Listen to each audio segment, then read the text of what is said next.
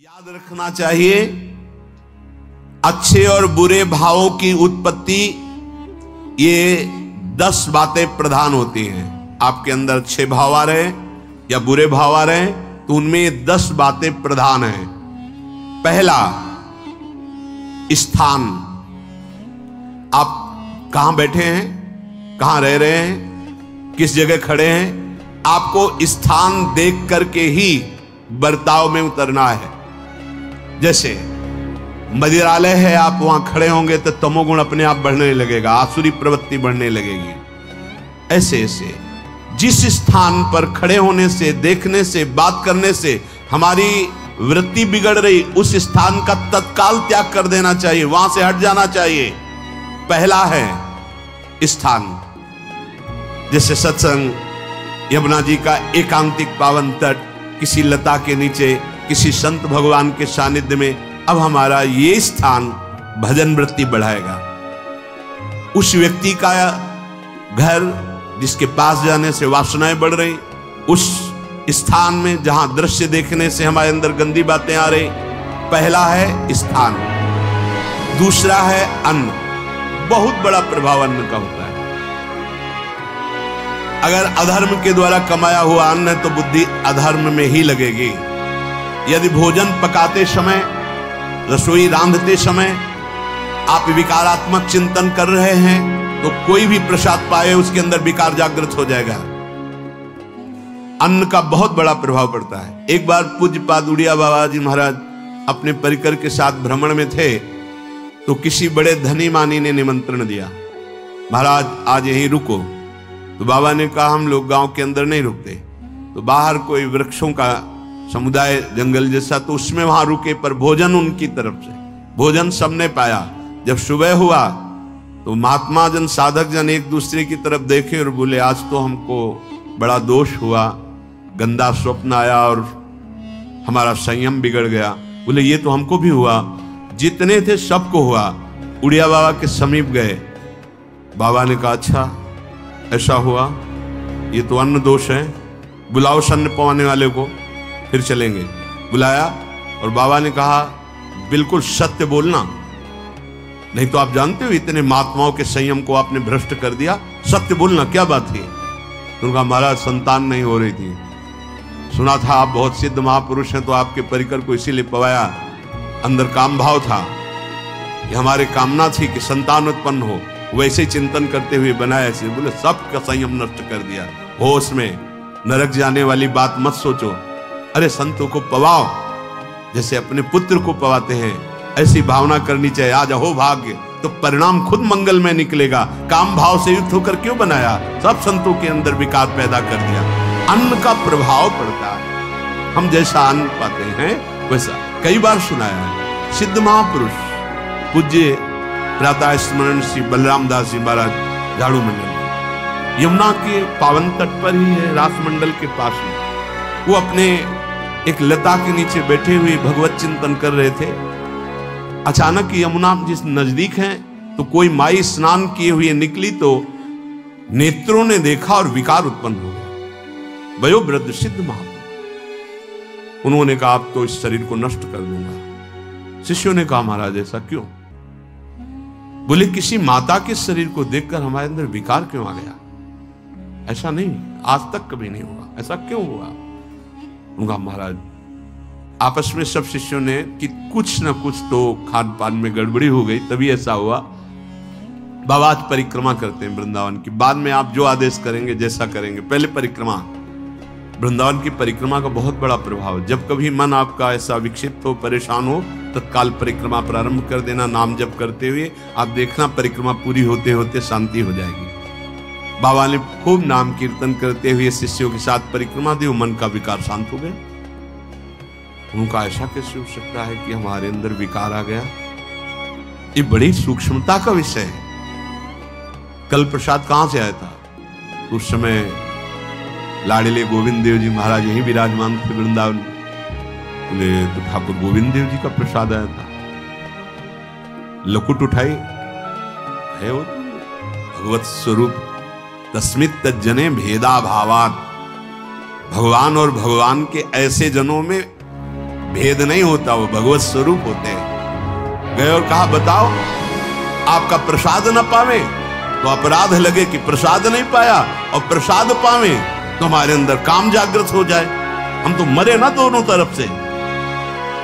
तो ठाकुर जी बात कर रहे थे, दूसरों को नहीं सुनाई दे रहा था। कह रहे थे कि देखो नाराज मत हो, कलकत्ता की वैश्या थी, उसने भोग लगाया, अब उसने भोग लगाया तो हमने चख पाया, तो आपको प्रसाद का किनका लेना चाहिए? किसने कहा था कि पूरा प्रसाद पाइए?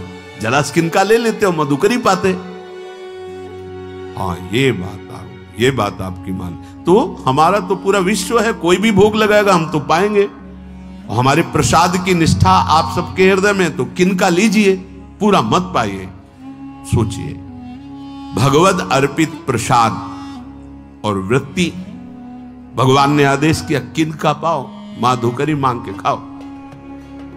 यहां वर्णन कर रहे, यदि हम अन्न थोड़ा भी हमारे अंदर दूषित चला गया, तो जब कभी ऐसी विकार की भावना हो, आपके अंदर विकार बन रहा है, तो खोजिए। आपने कोई दृश्य देखा है, आपने किसी से बात की है, आपने कोई ऐसा संकल्प बनाया, नहीं तो फिर भोजन दोष आ गया। अब आज उपवास कर दो, जब तक वो वृत्ति न नष्ट हो तब तक कुछ मत पाना, जल से काम चलाना।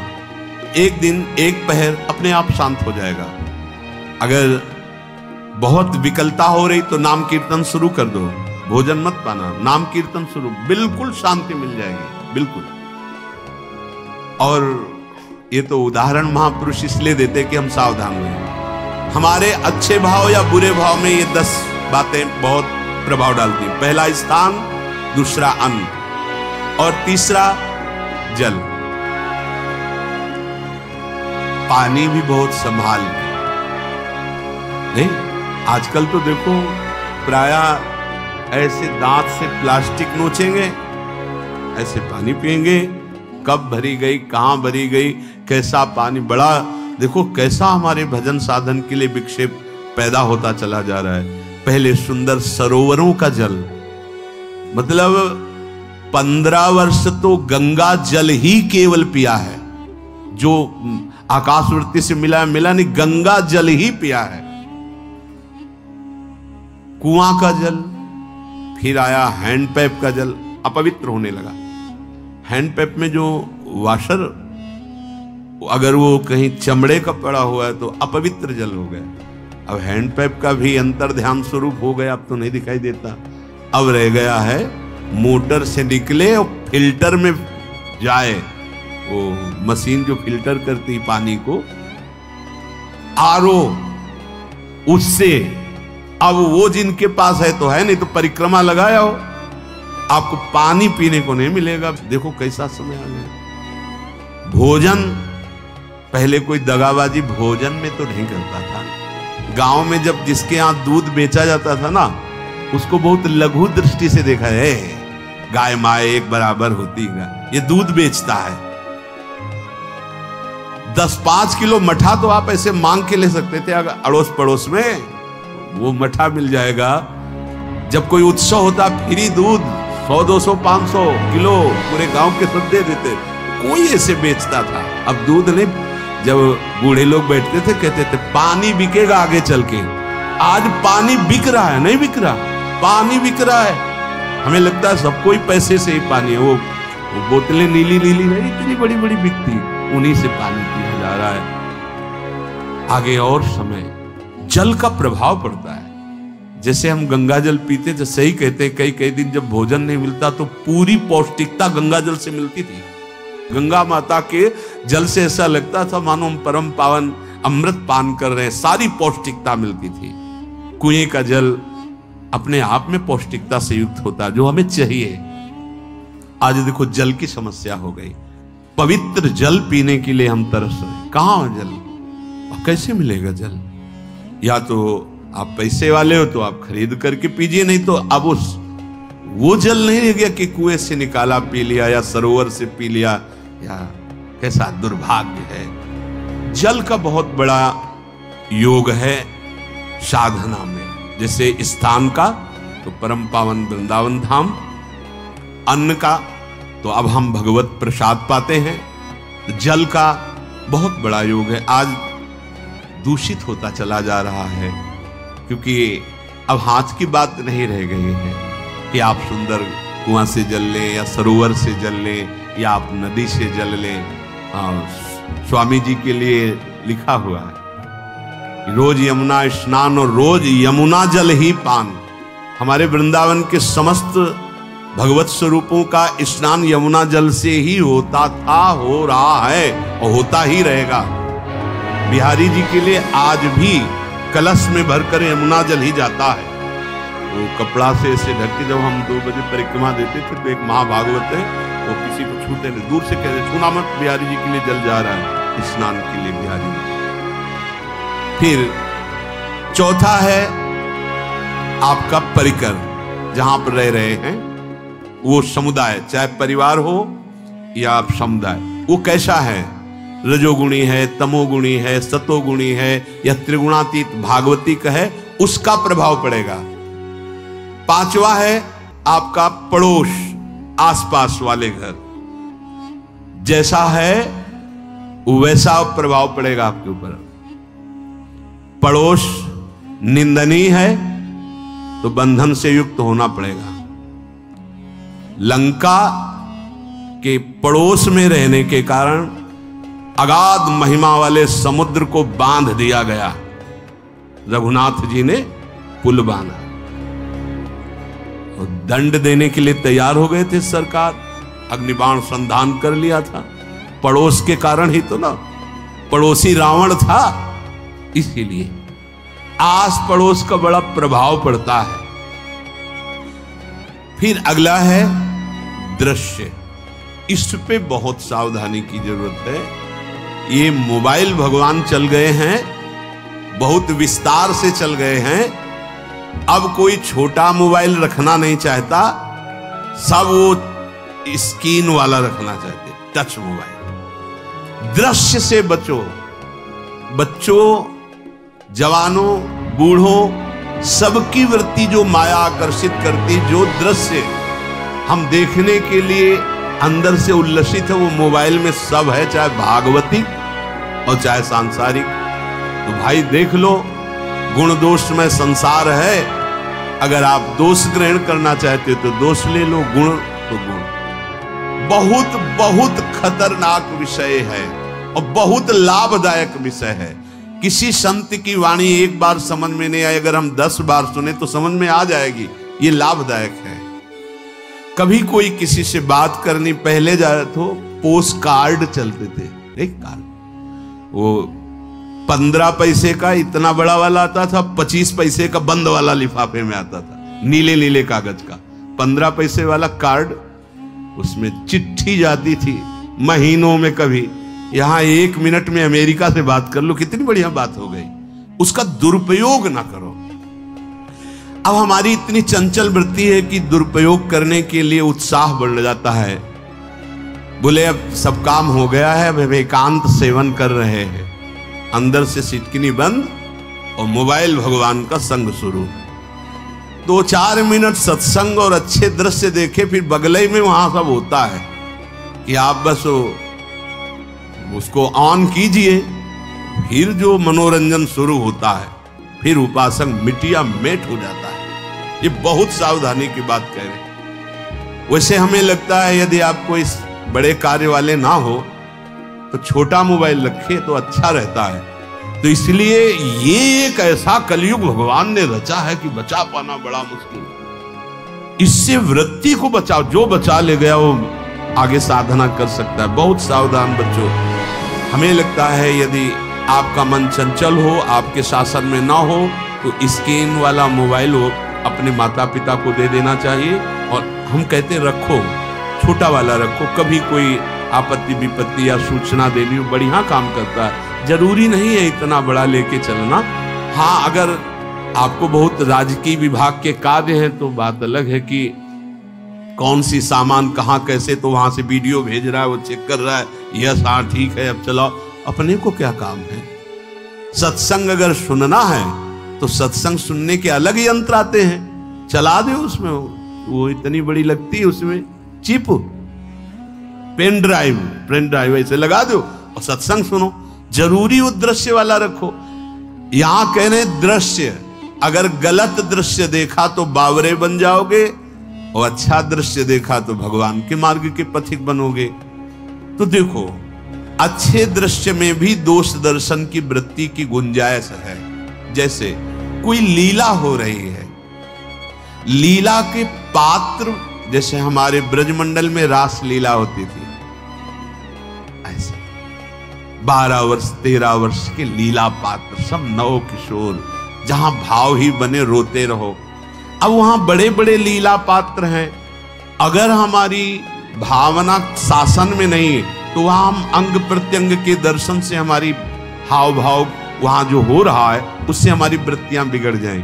जब छोटे छोटे लाडली लाल परस्पर खेलते हैं तो केवल आशीर्वाद देने को, रोने का मन होता है। अगर आप लीला भी देख रहे हैं तो बहुत सावधानी की जरूरत है, क्योंकि वो चिदानंद शरीर नहीं है, पांच भौतिक शरीरों, हमारी दृष्टि पंचभूत में लगी हुई है। नाम जप करो, लीला गायन करो, फिर देखो जो लीला है, यही जीवन का परम सुख मिलेगा। सच्ची मान लीजिए।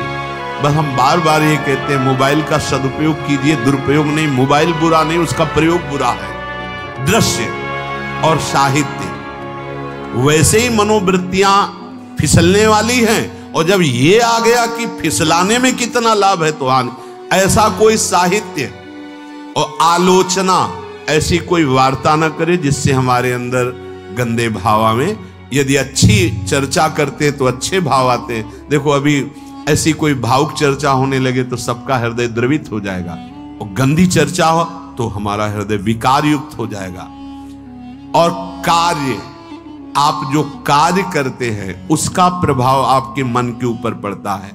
और उपासना, आप उपासना भोगों की करते हैं या योग की करते हैं, ये 10 से भाव बनते हैं और 10 से भाव बिगड़ते हैं। स्थान, अन्न, जल, परिवार, अड़ोस पड़ोस, दृश्य, साहित्य, आलोचना, आजीविका का कार्य और उपासना। यदि ये भागवतिक हुए तो आपके अंदर भगवत भाव बढ़ेगा, और यदि ये रजोगुणी तमोगुणी हुए तो आपके अंदर आसुरी भाव बढ़ेगा। इन 10 से सावधानी पूर्वक व्यवहार होना चाहिए। जैसे आस पड़ोस में है तो बड़ी सुविधा है, यहां कोई किसी से मतलब नहीं रखता, बगल वाला कौन है, किसी से मतलब, ये बढ़िया है। ज्यादातर गांव में होता है। अपने यहाँ ये अच्छा है कि जैसे आप अपने कमरे में गए, किसी से कोई मतलब नहीं, वैसे ऐसा ही जीवन रखना चाहिए। अड़ोस पर ये ज्यादा जो व्यवहार मित्रता बढ़ाने वाला विषय, ये धाम में नहीं है, वृंदावन में ऐसा नहीं व्यवहार रखना चाहिए। आपके पड़ोस में कौन रख रहा है आपका परिचय नहीं होना चाहिए, कौन कौन रह रहा है आपकी जानकारी नहीं होनी चाहिए। नजर नीची की, अपने कुटिया में गए, अपने ठाकुर जी से मतलब, अपने भजन से मतलब। ना पड़ोसी को कुछ देना चाहिए ना लेना चाहिए। बात समझ लेना कि जैसे आज उत्सव है, उनको हम बुलाते हैं, वो हमारे यहाँ, ये व्यवहार यहाँ नहीं है। बनवासी हो, ठाकुर का भोग लगाया, अगर आपको बांटना है तो बाहर निकलो, आधा किलोमीटर दूर ऐसी जगह बांटो जो तुम्हें राधे श्याम दोबारा ना बोले, फिर वो तुम्हें बुलाएगा, फिर वो बैठेगा, फिर प्रपंच की बातें होंगी, निंदा स्तुति की होंगी, फिर बड़ी संगोष्ठी होती है, पता चलता है। क्या फायदा ऐसे जीवन से? आप वनवासी हो, समय एकांत में दीजिए, अपनी कुटिया में बैठिए, नाम जप कीजिए, निकलिए, सत्संग सुनिए, ठाकुर दर्शन कीजिए, परिक्रमा कीजिए, फिर अपनी कुटिया में। ज्यादा व्यवहार में नहीं उतरना चाहिए, ये वनवास है, वृंदावनवास। सत्संग का सेवन, रजोगुण तमोगुण का त्याग, तो दुष्संग से आप बच जाएंगे। दुष्संग से बचने का मतलब है काम क्रोध मोह स्मृति भ्रंश बुद्धिनाश सर्वनाश कारणत्वात्। देवर्षि नारद जी। अगर दुष्संग का त्याग हो गया तो आप काम का, क्रोध का, मोह का, जो हमारी भगवत स्मृति का नाश कर देते हैं, जो हमारी बुद्धि का नाश कर देते हैं, जो हमारे सर्वनाश करने वाले हैं, इनका त्याग कर पाएंगे। कुसंग अगर हो गया तो इनका त्याग नहीं हो सकता, बहुत कठिन हो जाता है। भगवत संबंधी तत्वबोध होना या भगवत रहस्य लीला में प्रवेश पाना, जो अपनी इंद्रियों को भोगों में तृप्ति कराने की कोशिश कर रहे हैं, उनका चिंतन भोगों का ही होगा। तो कैसे तत्वबोध होगा, कैसे लीला में प्रवेश होगा, बस ध्यान देना है, कैसे हो पाएगा? क्योंकि जिस चित्त वृत्ति से भगवदाकार हमें वृत्ति करनी थी, वो तो हमने भोगों के चिंतन में लगा दी, भोग क्रियाओं में लगा दी। एक स्थिति होती है जब आपकी चित्त वृत्ति भगवदाकार हो गई है, तो व्यवहार में रहते हुए भी विषयान ग्रहणंत मुंचंत वा, खान पान उठना बैठना है सब बाहरी क्रियाएं हो रही, अंतर से वो अपने आराध्य देव में सदैव स्थित रहता है। उसका परिचय आपको जब ऐसे महापुरुष का सानिध्य मिलेगा, तो आप विषय सेवन करते हुए भी निर्विषय रहेंगे।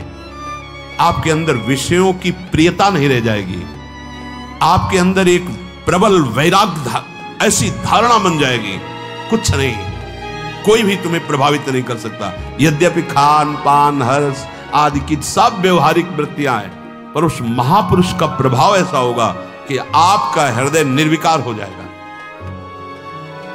और बहुत ही त्याग की सब बातें की जा रही, लेकिन हृदय भी सही है, तो संग से विषय रंग बढ़ जाएगा। ये देखा, हृदय अगर निष्प्रिय है जिसका हम संग कर रहे हैं, तो उसका परिणाम निष्प्रिय निकलेगा। व्यवहार में कुछ भी हो, निष्प्रियता ही आपकी बढ़ेगी, निर्विकारता बढ़ेगी, क्योंकि उसकी स्थिति का संग हो रहा है, उसका प्रभाव पड़ रहा है। तो सर्वनाश की जड़ है विषय चिंतन। ये बहुत बड़ी बात है, विषय चिंतन सर्वनाश की जड़ है। यहां विषय भोग नहीं कहा, क्योंकि चिंतन का परिणाम भोग है। पहले चिंतन होता है, साधक ध्यायतो विषयान पुंसः संगस्तेषु उपजायते, संगात् संजायते कामः, कामात् क्रोधो विजायते, क्रोधात् भवति सम्मोहः, सम्मोहात् स्मृति विभ्रमः, स्मृति भ्रंशात् बुद्धिनाशो, बुद्धिनाशात् प्रणश्यति सर्वनाश। कैसे हुआ? ध्यायतो विषयान पुंसः, विषयों का चिंतन। इसीलिए अनन्यश्चिन्तयन्तु माम भगवान आदेश कर, विषय चिंतन न होने पाए, बिना चिंतन किए आपको कोई भी सुख नहीं मिल सकता। आप देख लीजिए, जगत के किसी भी भोग का सुख नहीं मिल सकता, चिंतन से ही आपको सुख की अनुभूति हो रही है। अगर आप चिंतन ना करें तो आपको कोई सुख नहीं। आप चिंतन उसका घसीट लिया गया, अगर सुख होता तो भोग में मिल जाता, नहीं मिला। क्यों? कि बोले चिंतन नहीं। किसी को किसी गाढ़ विषय के चिंतन में फंसा दे, फिर उसके सामने भोजन रख के खीर में नमक डाल दे, सब्जी में चीनी डाल दे और गाढ़ विषय में फंसा दे। तुम्हारा लड़का जो अकेला था, वो ऐसा ऐसा दुर्घटना हो गई, वो अस्पताल में, अब जल्दी से भोजन पाओ और निर्णय बताओ। वो बिल्कुल नहीं बता पाएगा कि खीर में नमक था, सब्जी में चीनी थी। उसका चिंतन वहां फंस गया। अगर ऐसे चिंतन हमारा प्रियाजू में फंस जाए, तो संसार के सब क्रियाएं होते हुए भी वो परमहंस है, वो विदेह है। चिंतन, हम लोग चिंतन में चूक कर देते हैं, तो फिर क्रियाओं में हमको बंधना पड़ता है। नहीं, सच्ची बात, कोई भी क्रिया उसे बांध नहीं सकती। तो क्या जिनका भगवत चिंतन होता है वो असत क्रियाएं भी करते हैं क्या? तो बोले जब चिंतन ही नहीं तो असत क्रियाएं कैसे हो सकती? पहले क्रिया के असत चिंतन होता है। आप देखना, कोई भी कार्य पहले चिंतन होता है, इसीलिए यहां कह रहे हैं ध्यायतो विषयान पुंसा संगस्तेषु उपजायते। पहले सबसे पहले विषय का चिंतन होता है। अगर विषय का चिंतन ना होने पावे तो आपको कोई फंसा ही नहीं सकता भोग, कोई भी भोग नहीं फंसा सकता। जहां विषयों का चिंतन हुआ तो संग की प्राप्ति, विषय भोग की प्रबल इच्छा, प्रबल आसक्ति, और वो जो चिंतन हुआ था वही आपको सुख दे रहा है। वही, वहां सुख नहीं है, आपके चिंतन का वहां सुख। जैसा चिंतन, अगर आपका चिंतन विक्षिप्त कर दिया जाए, एकाग्र ना होने पाओ, तो किसी में आपको सुख नहीं मिलेगा पक्का। अगर वही चिंतन सावई मना कृष्ण पदारविंदे हो तो कोई सुख। गोपी जनों के पति भी हैं, पुत्र भी हैं, पूरे परिवार की सेवा करती है, और बड़े बड़े परमहंस उनकी चरण रज वंदना करते हैं। क्यों? क्योंकि उनका चिंतन भगवान का हो रहा है। एक भी वृत्ति शरीर चिंतन में नहीं, बलिहारी है। मुरारी पादार्पित चित्त वृत्ति। विषयों के चिंतन से विषयों में आसक्ति पैदा होती है।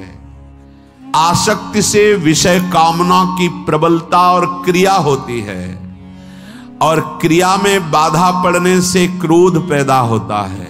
क्रोध से मूढ़ता छाती है, मूढ़ता से स्मृति भ्रमित हो जाती है, स्मृति भ्रंश से बुद्धिनाश होता है, और बुद्धिनाश ही सर्वनाश है। इसलिए चित्त का निरंतर अधिक समय तक सावधानी पूर्वक भगवन नाम में, भगवत लीला में, आप सब भगवत कृपा पात्र जन हैं, चिंतन न बिगड़ने पाए। होता क्या है कि क्रिया से तो हम सावधान हैं, समाज है, क्रिया से तो हम सावधान, क्योंकि समाज भी है, व्यवहार भी है सामने, लेकिन चिंतन तो कोई नहीं जान रहा ना, अंदर ही अंदर हम क्या चिंतन कर रहे हैं। तो साधक चूक कर बैठता है। देखो, बाहर चूक होगी तो उसका प्रायश्चित हो ही जाएगा, चार लोग निंदा करेंगे, पिटोगे, अपमानित होगे, प्रायश्चित। लेकिन अंदर जो हमारा गलत चिंतन हो रहा, पूरा का पूरा अंदर हृदय मलिन कर देगा। हमें उस बात का प्रायश्चित भी नहीं होगा, हमें जलन भी नहीं होगी कि हम गलत चिंतन कर रहे हैं, क्योंकि सावधान नहीं है। खास बात साधना में चिंतन संभालने की है। काम क्रोध मोह स्मृति भ्रंश बुद्धिनाश सर्वनाश कारणत्वात्। देवर्षि नारद जी कह रहे हैं चित्त का जहां अधिक चिंतन होता है वही हमारी तन्मयता बन जाती है, वही हमारा स्वरूप होने लगता है। बोले बहुत कामी पुरुष है, बोले बहुत क्रोधी पुरुष है, बोले बहुत नीच पुरुष है, पूरा संबोधन होने लगा उसके लिए, क्योंकि वो उसी चिंतन से, वैसी क्रियाओं से। अरे बोले तो बड़े भगत हैं, भगवान के स्वरूप है साक्षात। जो हम अधिक चिंतन करते हैं वही क्रियान्वित होता है, जो क्रिया होती, चिंतन होती, वैसे हमारा स्वरूप बन जाता है, वैसे हमारी स्थिति हो जाती है। सांसारिक विषयों और विषयी पुरुषों का शरीर संग, वाणी संग, मन के द्वारा संग, ये आपके अंदर विषय चिंतन बढ़ा देगा, विषय क्रियाओं में लगा देगा। इसलिए बहुत सावधान। विषय में कोई ताकत नहीं है, विषयासक्ति दुर्गति कर देती है। एक बार देवर्षि नारद जी जनक जी से कहा कि आप विदेह राज कैसे, पत्नी भी है, परिवार भी है, वैभव भी है, वो आप एक राजा होते हुए विदेह राज। उनका आज विश्राम। तो रात्रि में अपने शयन गृह में देवर्षि नारद जी शयन और अपनी अर्धांगिनी से कहा कि आप जाकर शयन। देवर्षि नारद जो आते, अब वहां देवर्षि नारद जी के समीप जब नारद जी शकील में और शकील, वो आज्ञा जैसी हुई थी, जब दीवाल मिली तो दीवाल की तरफ मुंह करके लेटे रहे। अर्धरात्रि में उठी और चली गई। देवर्षि नारद जी सुबह गए और कहा कि ये क्या मजाक था आपका, यदि आपको ऐसा ही व्यवहार करना था तो आप हमसे कह देते तो हम बाहर जाकर शयन करते, आपने ऐसा क्यों किया? क्या हुआ महाराज? जब हम वहां शयन कर रहे थे, कुछ रात्रि व्यतीत होने पर आपकी अर्धांगिनी आई और लेट गई सैया पे। उनको पता नहीं कि एक देव ऋषि के साथ ऐसा व्यवहार नहीं कर। फिर क्या हुआ महाराज? फिर हम और खेलते गए, फिर दीवाल मिली तो उधर मुंह करके फिर सो गए। तो तुमने स्त्री को दीवाल नहीं समझा, दीवाल को दीवाल समझा। यही आप में और हम में फर्क है। आपके लिए जैसे दीवाल निश्चिंतता का कारण है, ऐसे ही हमारे लिए स्त्री होते हुए भी वो दीवाल की तरह ही है, किंचन मात्र विकार उत्पन्न नहीं कर सकती। यही अंतर है। इसी बात से हमको विदेहराज कहते हैं। ये स्थिति अब कह दे स्त्री शरीर और दीवाल में क्या ज्ञान की विशेषता? वो जड़ है और चैतन्य नहीं। ये शरीर भी जड़ है, चैतन्य आत्म तत्व है। पंचभूतों से दीवाल बनी है। अग्नि तत्व से ईंट पकाई गई है। पृथ्वी तत्व तो है ही, पृथ्वी तत्व में जल मिलाकर उसको आकार दिया गया है। वायु तत्व ने उसे सुखाया है, अग्नि तत्व ने पकाया है, और शब्द आकाश तत्व है। 5 भूतों से वो बना, 5 भूतों से बना है। सच्चा ज्ञान ये कि इसमें और दीवाल में कोई अंतर नहीं।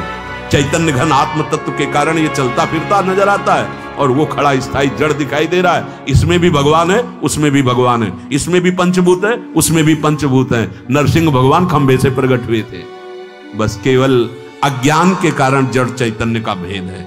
तो आप समझ में आया। ये जो हमारे अंदर भोगों की आसक्ति है, यही कामना प्रकट करती है, यही पाप प्रकट करती है, यही हृदय को मलिन कर। इसलिए हम अपने चिंतन को संभालें। चित्त चोर के चरणारविंद का चिंतन करें, निरंतर नाम जप करें, भगवद आश्रित रहें। प्रभु अपने भक्तों की रक्षा करते हैं, जैसे माँ अपने बच्चे की करो सदा तिनके रखवारी, जिम बालक राखे महतारी। राधा राधा राधा शेष जागे। श्री राधा वल्लभ लाल।